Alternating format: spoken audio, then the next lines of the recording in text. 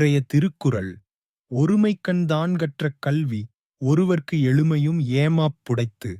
சுந்தர்வன் என்ற மகிழ்ச்சியான நகரத்தில் மாயா என்ற ஒரு பிரகாசமான சிறுமி வசித்து வந்தாள். அவள் படிப்பில் அதிக ஆர்வம் காட்டினாள். விதைகளை நடுவது எப்படி, தனது பொம்மை ரோபோவை எப்படி சரி செய்வது, காகிதத்தை பறவைகளாக மடிப்பது எப்படி என புதிய விஷயங்களை கற்றுக்கொள்வதில் அவள் மிகவும் விரும்பினாள். மற்ற குழந்தைகள் நாள் முழுவதும் விளையாடும்போது மாயா ஒவ்வொரு நாளும் பயனுள்ள ஒன்றை கற்றுக்கொள்வதில் சிறிது நேரம் செலவிட்டாள்.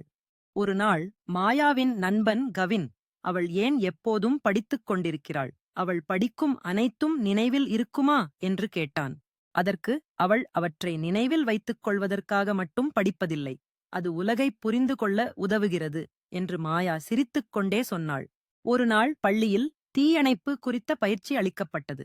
மாயா கவனமாக வெளியேறும் வழிகளை கண்டுபிடிப்பது எப்படி, அவசர காலத்தில் மற்றவர்களுக்கு எப்படி உதவுவது என்பதை கற்றுக்கொண்டாள். ஆண்டுகள் கடந்துவிட்டன.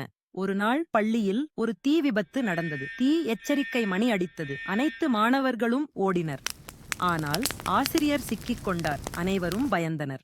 இப்போது வளர்ந்து புத்திசாலியாக இருக்கும் மாயா பாதுகாப்பு வகுப்பின் போது கற்றுக்கொண்டதை நினைவில் வைத்தாள். எல்லோரும் பயந்தபோது அவள் விரைவாக உதவினாள். அவர்களை பாதுகாப்பாக வெளியே அழைத்துச் சென்றாள். அனைவரும் கைதட்டினார்கள். தலைமை ஆசிரியர் மாயா படித்ததை நிஜ வாழ்க்கை சூழ்நிலையில் பயன்படுத்தியதற்காக பாராட்டினார். கதையின் நீதி: இந்த வாழ்க்கையில் ஒருவர் பெறும் கல்வி அல்லது அறிவு அவர்களின் எதிர்கால வாழ்க்கைக்கும் பயனளிக்கும் மற்றும் பாதுகாக்கும்.